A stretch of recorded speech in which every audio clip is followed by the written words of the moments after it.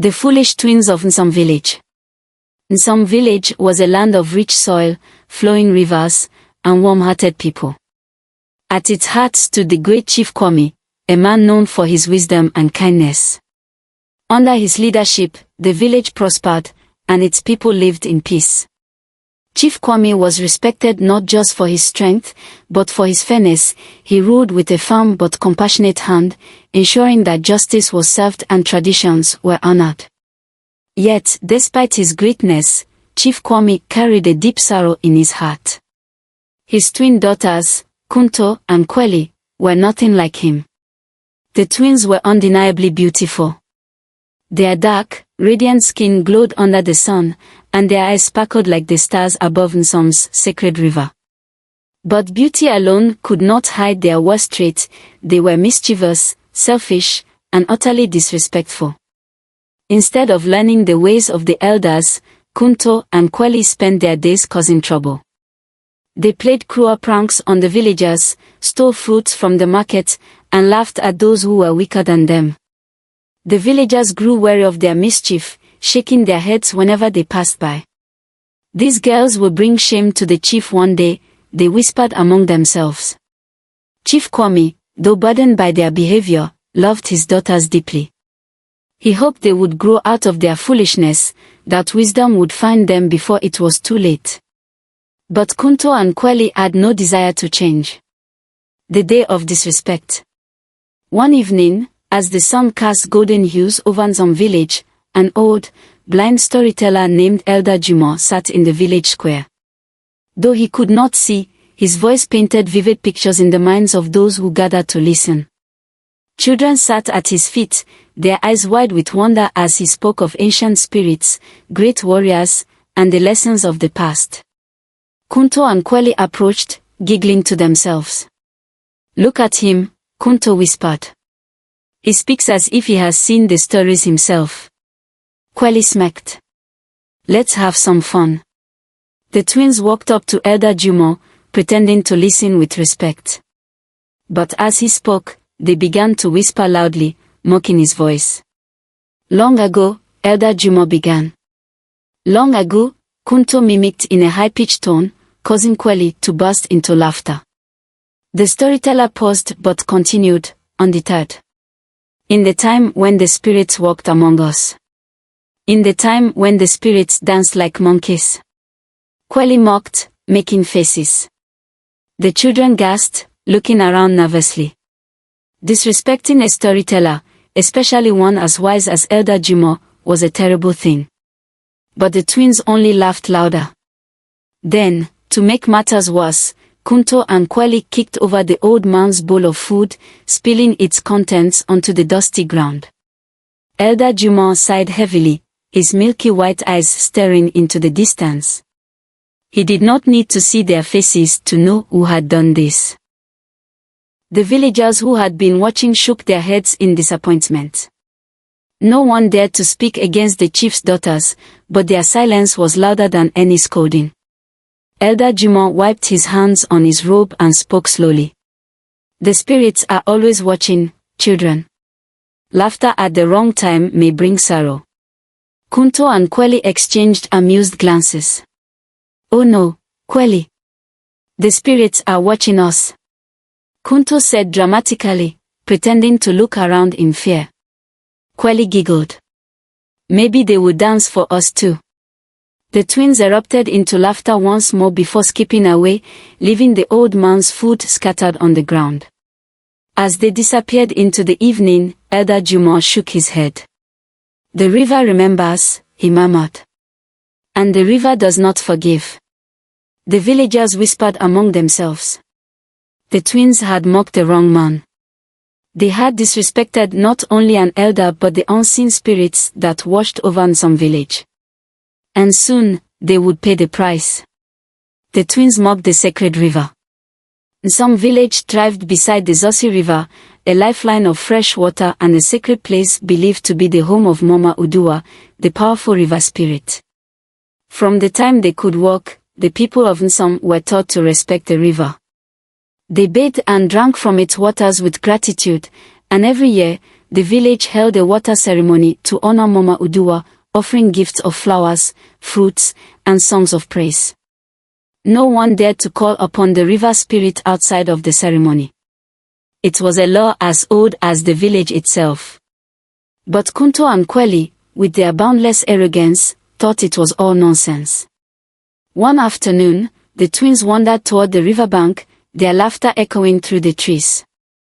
The sun shimmered over the water, making it look like a river of gold. Kunto smirked. "So, this is where the great Mama Udua lives." Kweli scoffed. "I see no spirit. Only water and fish." Kunto picked up a stone and tossed it into the river. "Maybe she's sleeping. Should we wake her up?" Kweli giggled. "Let's call her out and see if she dares to face us." The twins stood at the water's edge, cupping their hands around their mouths. "Mama Udua, are you hiding from us?" Kunto shouted.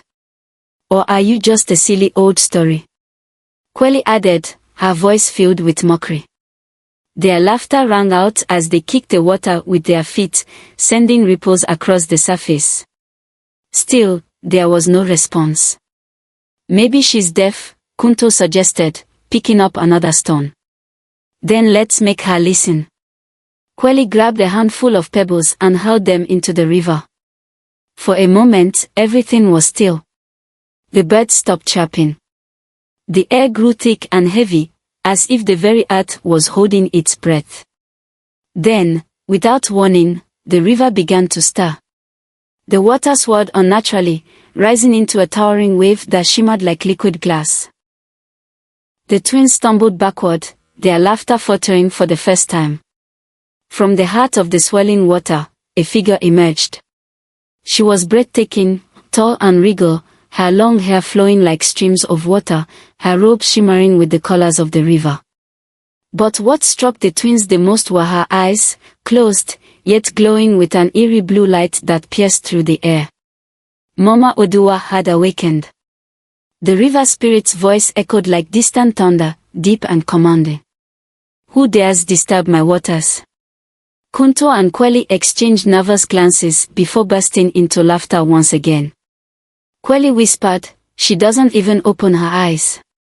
Maybe she's blind like Elder Jumo." Kunto smirked. "Maybe she's too afraid to look at us." They began to mock Mama Udua, waving their hands in front of their faces as if to imitate blindness. "Mighty Mama Udua," Kunto jeered, "why do you hide your eyes? Are we too beautiful for you?" Kweli taunted.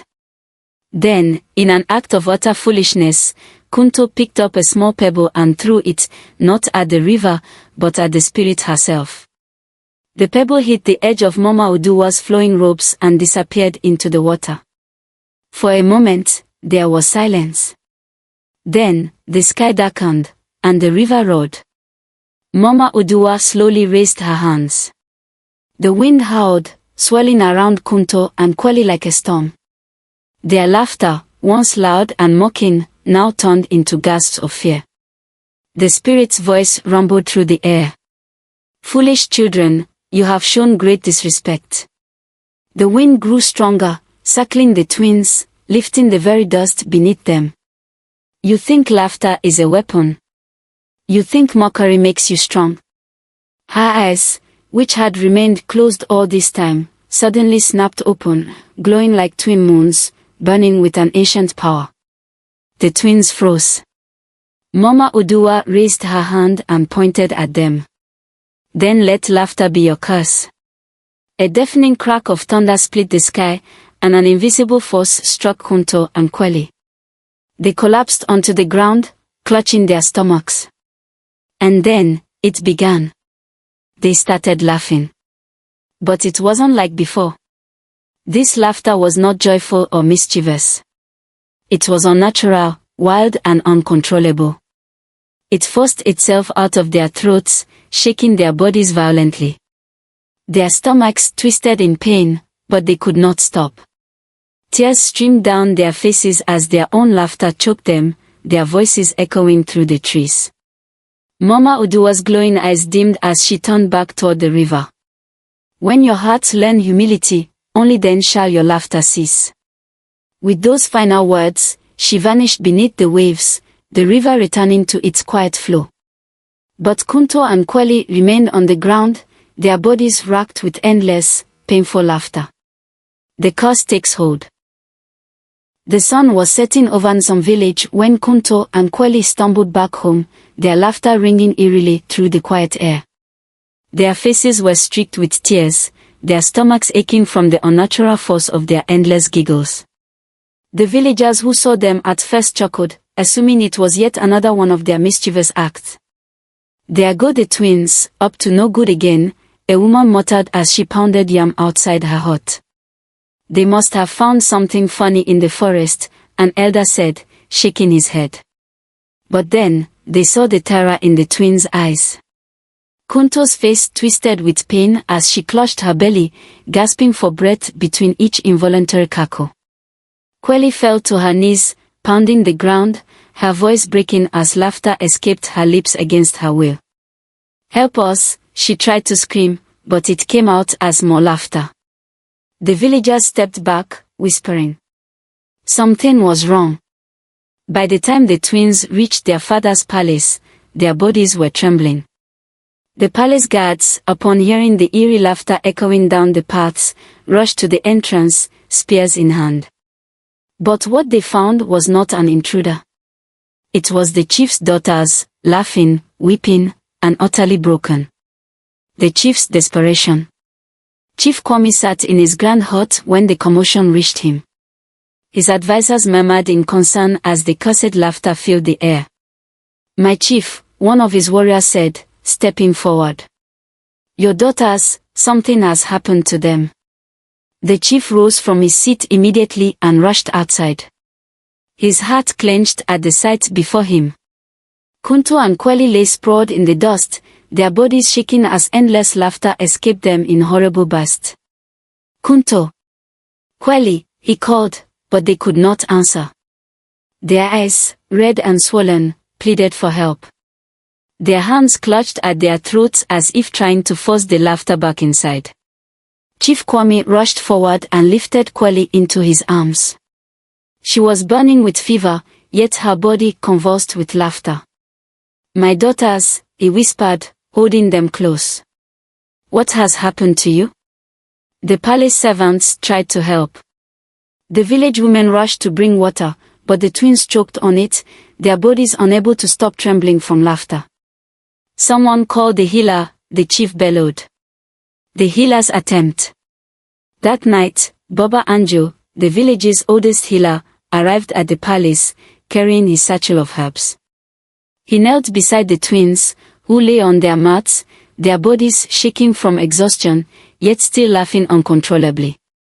Baba Anjo studied them in silence before reaching into his satchel and pulling out a bundle of dried akoma leaves, a powerful herb used to calm the spirit. He crushed the leaves, whispering ancient words, and mixed them into a thick, dark potion. "Drink this," he instructed, his voice calm. The servants lifted Kunto's head, trying to pour the mixture into her mouth. But the moment the liquid touched her lips, she coughed violently, her laughter growing more erratic.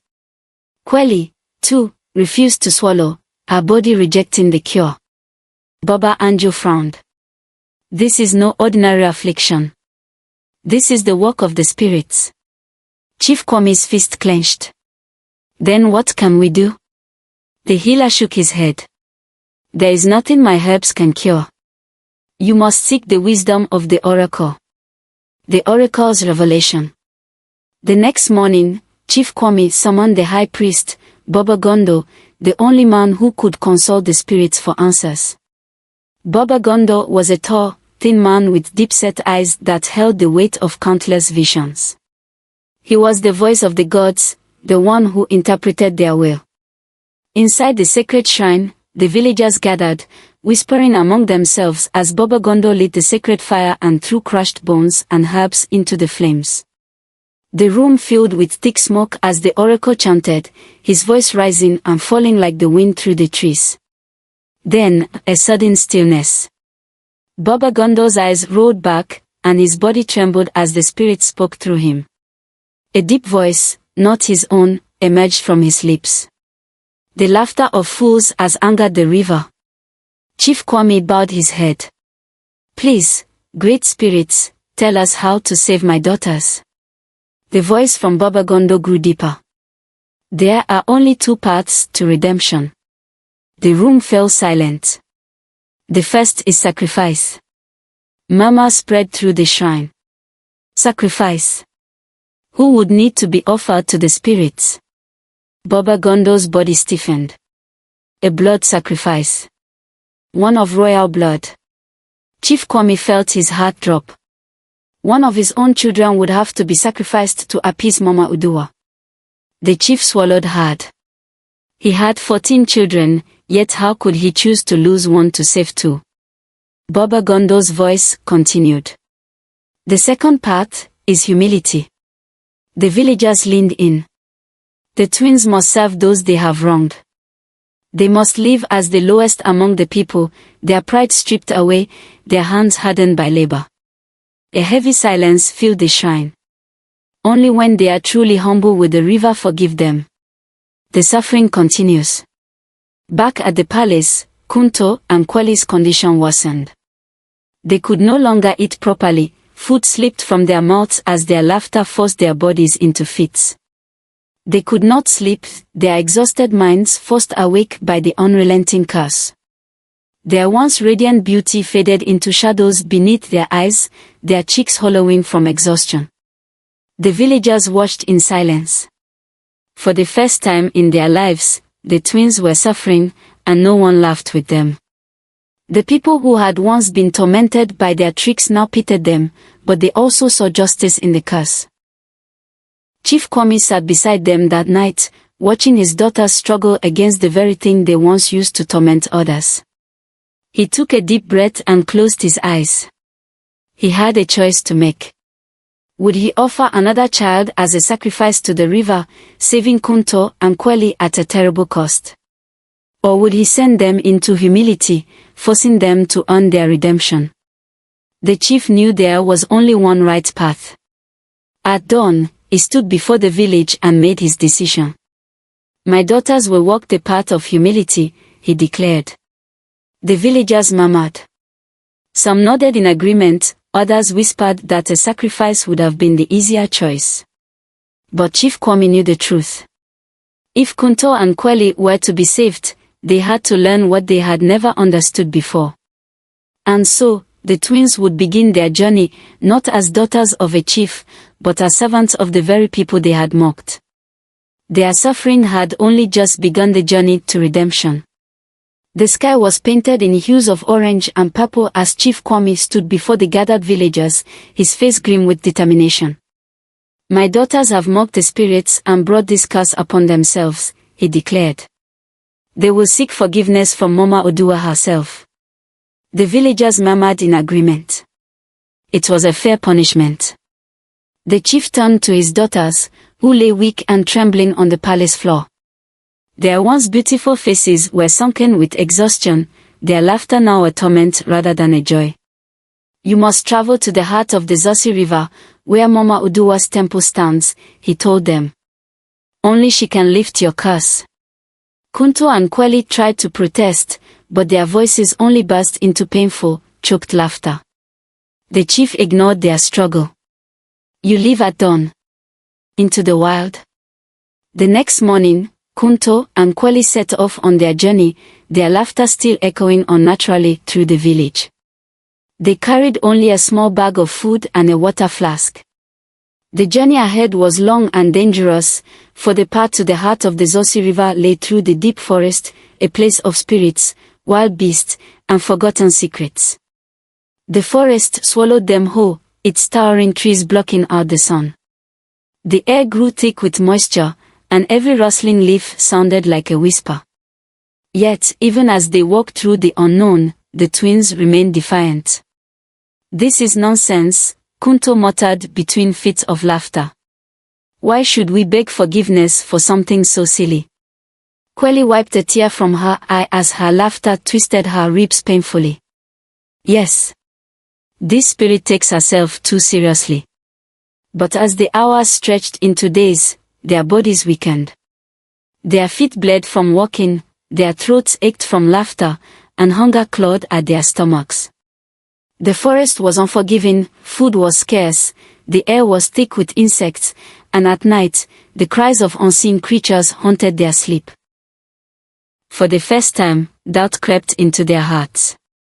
Had they truly angered something far beyond their understanding? The mysterious old woman. On the third day, as hunger gnawed at their bellies, the twins stumbled upon a small clearing. In its center sat a frail old woman, stirring a pot of steaming porridge over a fire. Her skin was wrinkled like tree bark, and her fingers were thin as twigs. Yet, despite her frailty, her eyes gleamed with knowing wisdom. She looked up as the twins approached, their bodies trembling from exhaustion. "You are far from home," the old woman said in a voice as soft as the wind. Kunto and Kweli collapsed near the fire, their laughter still bubbling from their lips. "Please, help us," Kweli gasped, gripping her stomach. The old woman nodded slowly and handed them each a bowl of porridge. The twins grabbed the bowls eagerly and gulped down the warm meal. For a moment, their suffering eased. The fire warmed their tired bodies, and the food filled their aching bellies. Then, their arrogance returned. Kunto nudged Kweli and whispered, "Look at her rags. She looks like she belongs to the trees." Kweli stifled a giggle. "And those hands? Like old roots in the dirt." Their mockery returned, even in the face of kindness. The old woman sighed, setting down her spoon. Her kind eyes darkened. "Even now, you mock those who help you?" she asked. The twins froze. The air in the clearing grew heavy, thick like a storm about to break.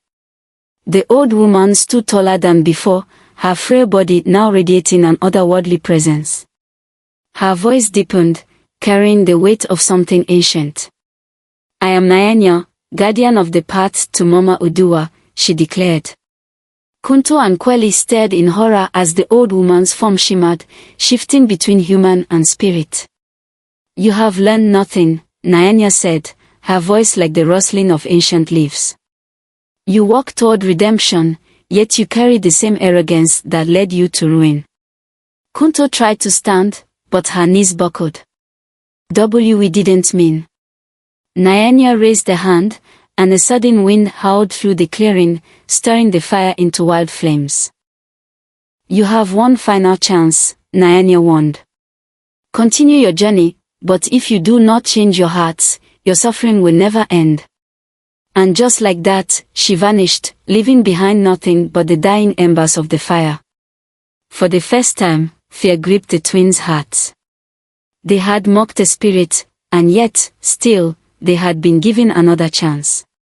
Would they take it? The journey grows harder. As they continued, the forest grew darker, the path narrower. Their food was gone, and exhaustion clouded their minds. A storm raged above them, rain soaking their bodies, making the dirt trail slippery and dangerous. At night, the roars of unseen beasts filled the air, and the shadows between the trees seemed to move. Their bodies weakened further. Their laughter became dry, hoarse, painful. For the first time, they truly suffered. Truly regretted. As they trudged through mud and hunger, Kunto wiped at her eyes, tears mixing with the rain. "Kweli," she whispered through her gasping laughter. What if we were wrong?" Kweli, who had always laughed the loudest, looked ahead at the endless path. For the first time, she did not have an answer. Their journey was far from over. But for the first time, a seed of change had been planted. Would it be enough to save them? The test of humility. The heart of the Zosi River was a place whispered about in legends, a sacred ground where the river spirit, Mama Udua, revealed herself only to those seeking penance or guidance. The journey had been cruel, stripping Kunto and Kweli of their arrogance, their strength, and even their once proud beauty. Their laughter, once filled with mischief, was now hoarse and weak, their voices barely above a whisper. When they stumbled upon the riverbank, their feet caked with mud, their clothes torn and dripping from the rain, they saw her. Mama Uduwa. She stood on the surface of the water, unmoving, her form shimmering like liquid silver beneath the pale morning light. Her hair cascaded down her back like flowing streams, and her robes billowed as though woven from the very currents of the river. Her eyes, deep and unreadable, bore into them. Kunto and Kweli collapsed onto the wet ground, gasping for breath, their bodies trembling from exhaustion. The spirit's voice, both gentle and powerful, echoed across the river. You have come far, but your journey is not yet over. Kweli, still barely able to speak through her relentless laughter, managed to croak, Please, end this, we are sorry. Mama Uduwa's expression remained unreadable. Words mean nothing when the heart is unchanged. Kunto gritted her teeth, tears spilling from her tired eyes. We will do anything, she choked out between gasping laughter. Just please, let us be free. The river spirit studied them for a long, silent moment. Then, she spoke. If you wish to be freed, you must walk the path of those you have harmed.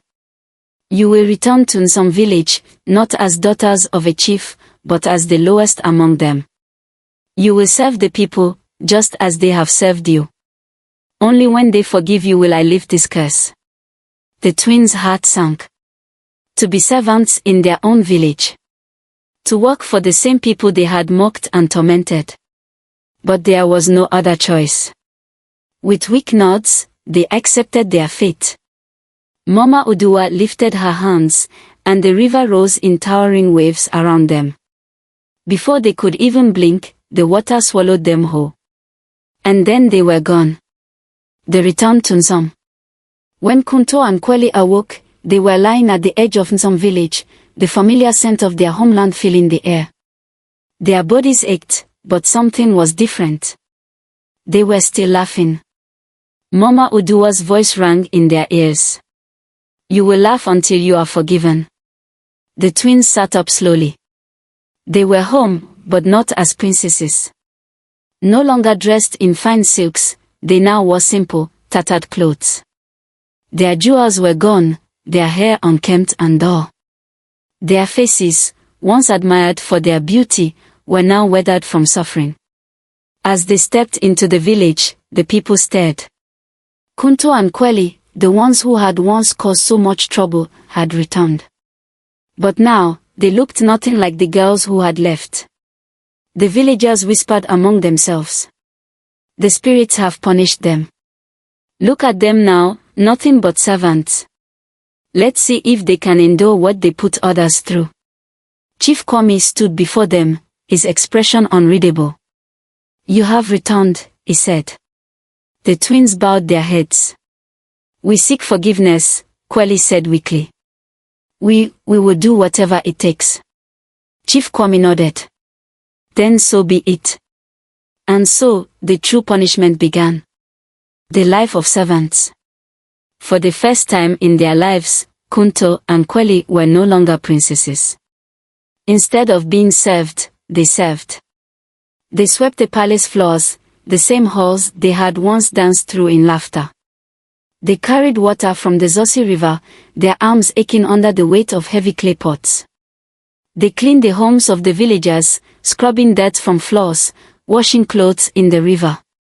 They were sent to the marketplace, where once they had stolen food for their amusement, now they helped vendors carry their goods. At first, the villagers mocked them. Some threw dust at their feet, reminding them of their past cruelty. Others spoke harshly, telling them, now you see how it feels to be the one laughed at. The twins cried every night, but they did not run. Their laughter remained a cruel reminder of their fate, but slowly, something inside them began to change. They saw the suffering of others. They felt the weight of their own cruelty. And, most importantly, they learned. They learned patience as they tended to the sick and elderly. They learned humility as they accepted insults without reply. They learned kindness as they helped mothers soothe crying children, carried heavy burdens for tired farmers, and comforted those who had once feared them. Over time, the villagers' hearts softened. They saw that Kunto and Kweli no longer mocked them. They saw that the twins had truly changed. The moment of forgiveness. One day, as the twins were helping an elderly woman carry firewood, Elder Jumo, the blind storyteller they had once humiliated, called for the village to gather. The people stood in silence as the old man stepped forward, his frail hands resting on his staff. Kunto. Kweli, he called. The twins knelt before him, still trembling with laughter but too weak to speak. You have walked the path of humility, Elder Jumo said. You have served those you wronged. But the question remains, do you truly seek forgiveness, or do you simply wish to be freed? For the first time, the twins did not hesitate. With tears streaming down their faces, they pressed their foreheads to the ground. We do not ask to be freed, Kweli whispered. We only ask for a chance to be better, Kunto added. A hush fell over the village. And then, one by one, the villagers stepped forward. We forgive you, a market woman said, placing a hand on their heads. We forgive you, whispered a young boy whose fruit they had once stolen. We forgive you, murmured the mother whose child they had mocked. Finally, Elder Jumo spoke. The spirits have seen your change. And at that moment, the laughter stopped. The silence that followed felt heavier than any noise. Kunto and Kweli gasped, their voices finally their own. Tears ran down their faces as they fell into each other's arms, sobbing, not in laughter, but in relief. The curse was lifted. The lesson was learned. They had walked the path of humility, and they had been redeemed.